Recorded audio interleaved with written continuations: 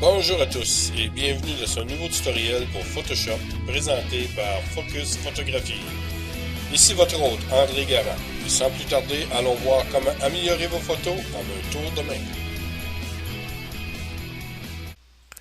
Eh bien bonjour et bienvenue à notre tutoriel de Focus Photographie. Je suis votre hôte André Garand. Aujourd'hui, ce que nous allons traiter, c'est le traitement de la peau chez une personne. Plusieurs fois durant nos images, nous traitons nos images, nous apercevons que la peau n'est pas nécessairement la bonne couleur que nous désirions avoir. Et il y a une méthode très facile avec un petit peu de mathématiques qui existe depuis des années d'ailleurs pour ceux qui voulaient faire ajuster la couleur de la peau pour avoir le plus près possible de la peau naturelle. Ce que nous allons commencer d'abord et apprendre, c'est que nous allons travailler en CMY, c'est-à-dire que nous allons travailler notre image, non pas en RVB comme il est spécifié ici sur notre image, soit 8 ou 16 bits, mais nous allons changer le setting pour tout simplement une image mode et nous allons le changer pour, mode pour un CMJM. En anglais, on appelle ça le CMYK.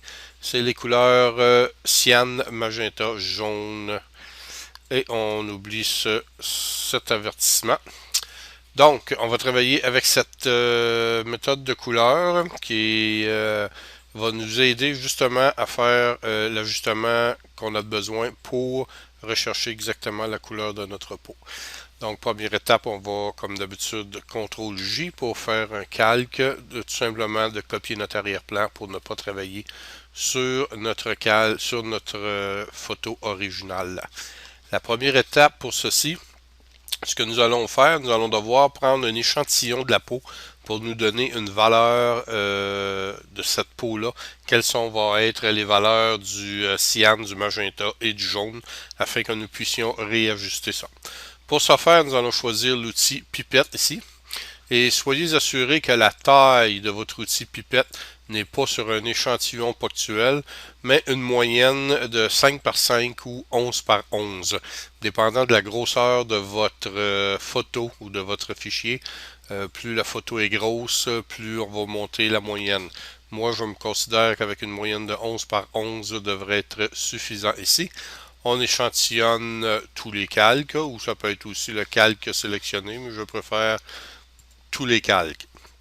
Donc, nous allons appliquer un point sur la peau. Nous allons essayer de trouver une couleur de peau qui n'a pas trop de lumière dessus et qui est le plus naturel possible. Je pense que je vais opter pour ce coin-ci, disons, de la joue.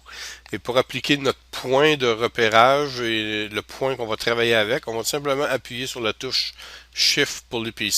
On voit le petit plus qui s'est ajouté en bas de la pipette. Nous cliquons et nous avons notre point qui s'ajuste ici. Votre fenêtre devrait s'ouvrir. Sinon, vous pouvez aller la chercher. C'est la fenêtre d'information ici qu'on le retrouve. Et sinon, vous pouvez aller le chercher dans la fenêtre tout simplement et F8, cliquez pour information pour ouvrir cette fenêtre-là. Dans cette fenêtre ici, nous avons le point numéro 1 que l'on voit ici. Et avec les mesures que nous avons prises de notre cyan, notre mauve et notre jaune, et le N est toujours à 0. La méthode de calcul pour trouver tout simplement une bonne peau, couleur de peau qui est le plus près possible de la réalité. On parle d'une peau caucasienne, naturellement, une peau de personnes blanches moyennes. La formule est très simple. Le magenta et le jaune doivent être très proches l'un de l'autre, mais le jaune toujours un peu plus haut que le magenta. Donc ces deux nombres-là seraient dans les mesures pas trop pires.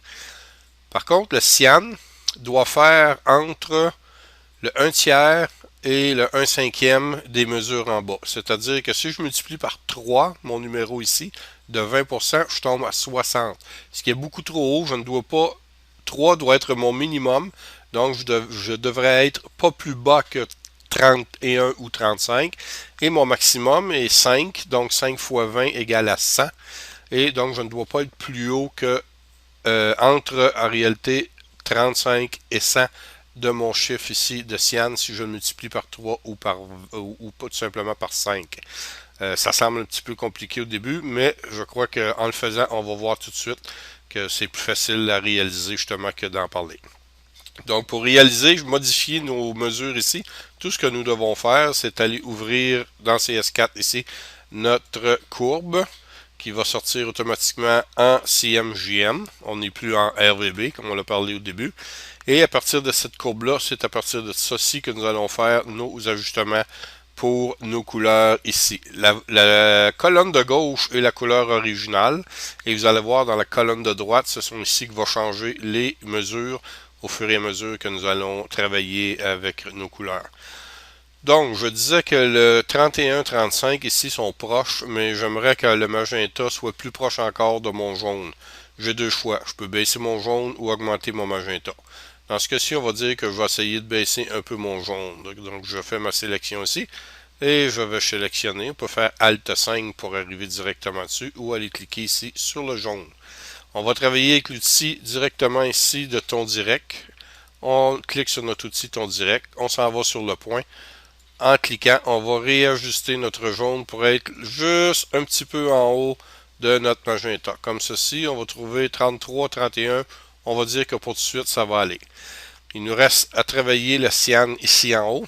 Donc, nous allons rechanger ici pour aller chercher notre cyan.